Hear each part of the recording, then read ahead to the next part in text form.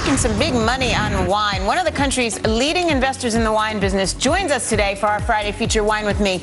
All that and much more. Now to our favorite series, Wine With Me, squeezing green from the grape. So with the U.S. wine market being the largest in the world, there's a lot of money to be made out there from a lot of different angles. One private equity firm has made a name for itself by focusing on those fabulous West Coast vineyards, especially the ones that are on the rise. Joining us now, co-founder and managing partner of Bacchus Capital Management, Peter Kaufman. Peter, so glad you're here. People, Fox viewers might have seen you on other times because you do distressed investment banking as well. And I'd like to call it your day job, but you're saying that you devote equal amount of time to both these days. 100% of time to each of my two jobs. If only there were 200% of hours available in the day. There's that. Okay, so you're a distressed investment banker, and one day you and a bunch of buddies say, hey, let's start investing in the vineyards? Well, it wasn't quite like that. My partner at Gordian Group, our investment bank, Henry Ousley, and I were doing some work for the Bronfman family. And the old Seagram's family. That's right. And Sam Bronfman, my lifelong closest friend, spent his career running wineries for Diageo, for Seagram's.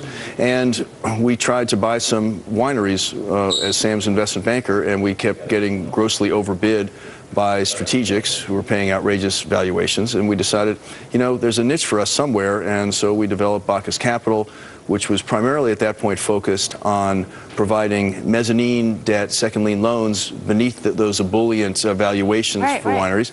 And we had a carve out for the money that we raised to take control private equity positions, and that's where our sweet spot has really become. Partnership with iconic winemakers, controlling the winery, freeing the winemakers up to do what they do. So you're making loans to these guys, basically? No, we were making loans. Now it's mostly controlled private equity. It is. And so do you have, I mean, do you get involved in the day-to-day activities? Do I? Absolutely not. If there's a problem, I get involved. But we have, you know, Sam and our wine team on a day-to-day basis are involved with our wineries. So you're like silent partners, essentially? Well, we're coaches. You know, when there are issues, you know, we're helpful. I think we're very helpful on the sales and marketing side, on the branding side, and direct to consumer, which is one of the most exciting areas in wine today. Especially the vineyards coming up the rank, right? The young ones. You're probably coming across farmers who don't know a whole heck of a lot about the finances of it all. Well, these people are bright people. They just would rather focus, you know, on making great wine, and we try and take care of the West. So, you know, we've got, you know, 4 iconic winemakers in our stable on the West Coast: Tony Reinders and Joe Dobbs in Oregon, Ed Sabraja in California, and Chris Upchurch in Washington. I brought some of the bottles along to show you. And now, one of the things that we're going to start seeing more and more, I think, is the turnover of vineyards, right? 50% of American wineries are expected to change ownership. Really interesting that the next generation, we were just talking about the next generation, how Generation Y doesn't want to work as hard. They don't want to inherit this stuff, do they? Some of them don't. And so, you know, these, you hear a lot about the prestige wineries that, you know, billionaires buy just to have a winery.